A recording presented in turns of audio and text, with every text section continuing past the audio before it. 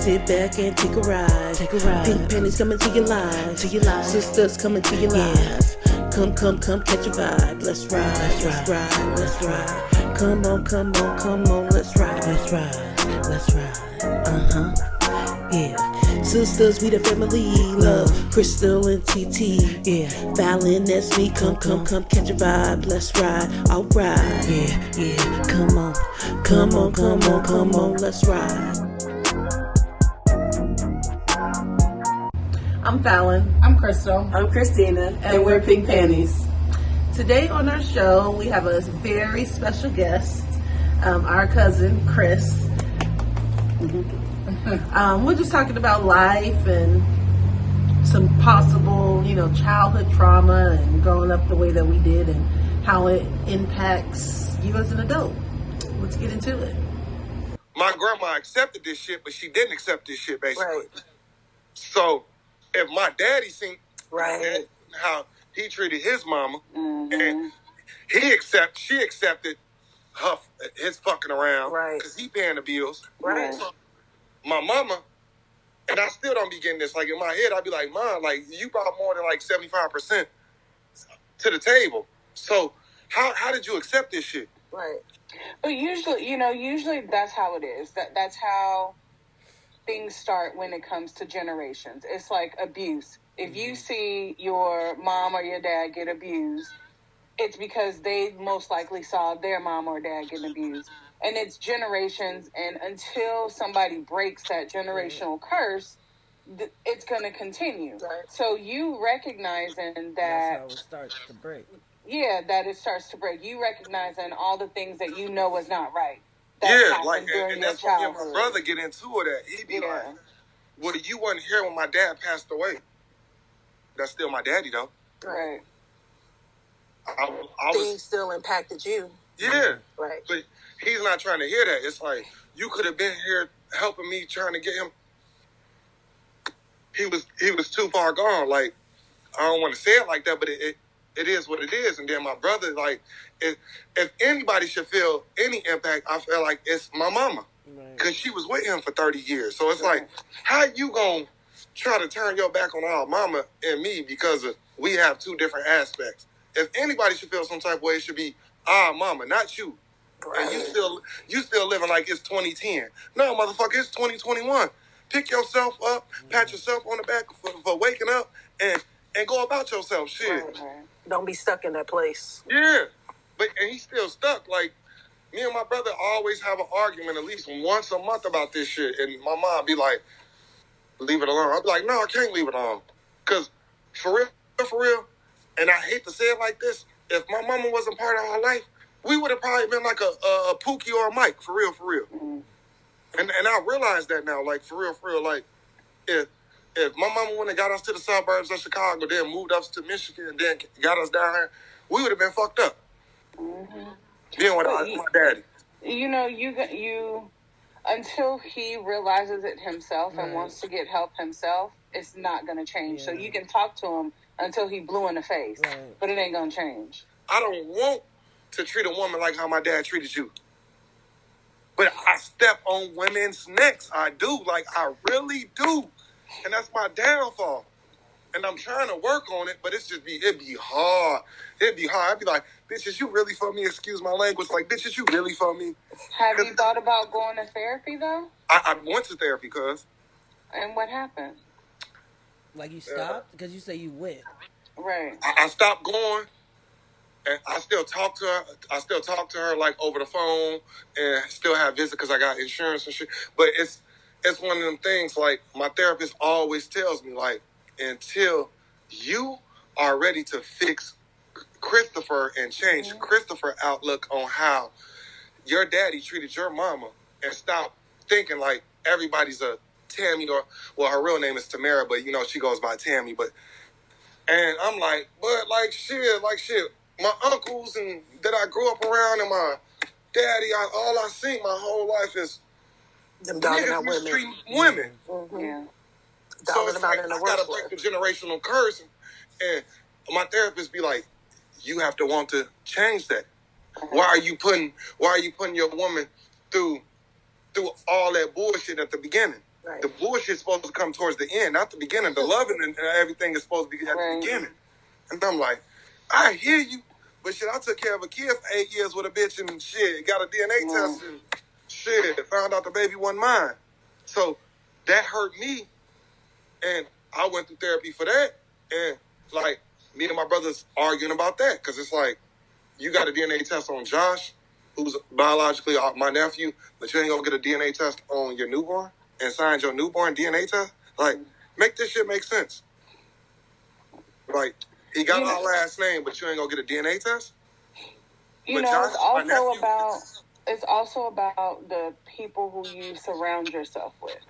You know, the type of people who you are in the presence of, because you can't say that you want to look at people differently if you're still hanging around the same kind of people. No, I learned that because I have learned that, like, that's why I've separated myself around, like, drug dealers and shit like that. Like, I like being around people who got a 9 to 5 now because I like going to work. Yeah.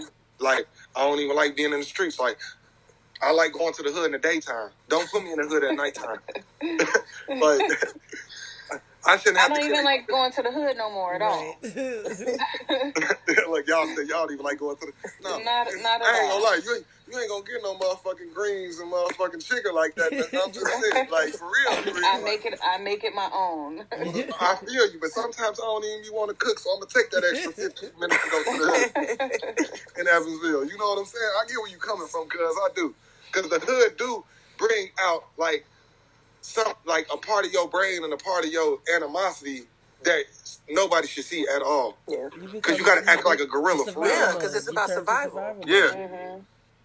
So I get where you coming from. I gotta be a survivor to have fun or to enjoy anything. And that's the problem I really hate with black culture. It'd be like, why do we have to act like we're better than one another? Right. We're all black. Right. Mm-hmm. Like, just because I'm yellow, just because you're brown, just because TT black, and just because I gotta be black. Chris black. So it's like, well, why? Like, why? I'm not trying to take your woman or none of that. Just, you know what I'm saying? I know I'm a good-looking motherfucker. Y'all know y'all some good-looking women, so it's like, come on now. Don't play this with me. Please don't, because I'm a scary nigga. I am. I'll shoot your ass for real. I will. I will shoot your ass and wait for the police to get here, because I know the laws of Indiana. Indiana is sweet. So I don't be for none of that shit. It's just, I just want my, like, how y'all three are, like this. I want my brother like this again with me. Right. Yeah. And it's like, he's not. To get there. It did take time to get there. He's not there. Like, when I sit down and I try to have an intellect conversation, it's like I'm talking to a motherfucking high school again. Yeah. And it's like, we ain't in high school. We grown. Right. We got kids. So in this segment, he talked a lot about, just kind of generational curses. The things that his dad saw that impacted the way that he was in a relationship, and then the things that he saw that impacted the way that he was in a relationship. And we kind of just focused on, at some point, you got to be the person to say, okay, I'm going to break those generational curses. So any generational curses that y'all can think about that you've decided in this as an adult or having kids or being in y'all's relationship that I'm going to break these. I recognize these and I'm going to make some changes to break these. As crazy as it sounds, I want my kids to have both mom and dad in the house, because I feel like that makes a huge difference. Not just with Tristan, but with TJ, because I always wondered if Dad was still there, would Wooly still have made the same decision? Would he be here? But not just that, financial things that have went on in the household. Like, we didn't know anything financially when we were younger. Like, I thought we was rich. Yeah. Back then, I was like, man, my mom always on vacation. So that's something that you, as an it. adult, see or saw as, I'm going to change it. I want to include them in the financial. Not necessarily include them, but help them help them have an understanding of money, because we always had not an abundance of it, but they made it seem like we didn't want had for anything. Right. I won't not necessarily want them to want for it, but to understand that there's a difference. Yeah. That's the biggest thing. I think when it comes to finances, I probably didn't really understand it until It was too late. I think until it got to the point to where, like, you're 16 and you want to get a car. You know what I mean? And realizing, like, oh, well, what do you mean? We can't just go get a car. Right. Because that's what I thought. Right. That's what everybody's doing at school. Like, what do you mean? Right, especially when you go to a dominantly an affluent school. Where, exactly. Kids 16, they get BMWs for cars. It's like, okay, let's go get one of them things. Yeah. Right. Put the brakes on. I would say, I think one thing that Mom did, like, I can remember probably getting a spanking a handful of times. So that's probably a generational curse that she decided to break. So I think that when, she talks about her childhood, she didn't want to do us that same way. Right. So I think that for me, when I have kids, is not necessarily not spanking them, because there might come a time when you do something, you need a spanking, but figuring out alternative ways for punishment. So I think for me, that's one of the things that I want to make sure that I go into differently. And I would say a generational curse that she broke also was therapy, because I don't know anybody else in our family that, besides Chris, that has went to therapy.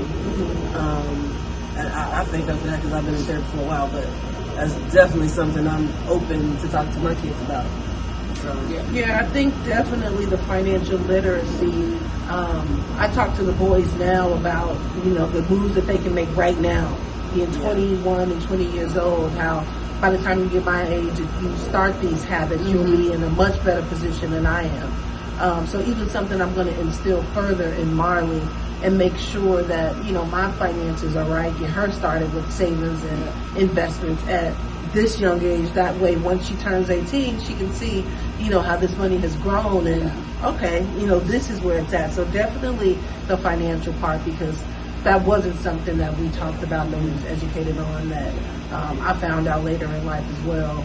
And like I said, just the communication and, I'm sure Mom has said plenty of times, like, I do this because I told you so. Right. But ultimately, we all, I'm going to say we all, not Willie, but we didn't get beat a lot. I got one spanking, that's it. Yeah, I can remember one as being older, and probably a few when I was a little younger. I can remember two for sure. One had to do with Willie. With Willie, and the other was the pickles. Okay, so then the third one is the water balloons. Oh, We was throwing water balloons off like the third floor, hitting people. And me and Montoya. So then maybe four, because I think when me and Montoya got into a fight and I threw like the Nintendo at her, I got a whooping for that. But like I said, a handful. She threw a Nintendo at somebody. I threw a dog at somebody. What you done threw at somebody? Water balloons. We were throwing. But, sorry, people, for throwing water balloons. She definitely broke, some of them generational curses with the beatings and all of that. And then, again, we'll take it the next step with the financial literacy with our families and our kids. Sit back and take a ride. Pink pennies coming to your lives. Sisters coming to your lives. Come, catch a vibe. Let's ride. Come on, let's ride. Yeah. Sisters, we the family. Love, Crystal and TT. Yeah. Fallon, that's me. Come, catch a vibe. Let's ride. Alright. Yeah. Come on, let's ride.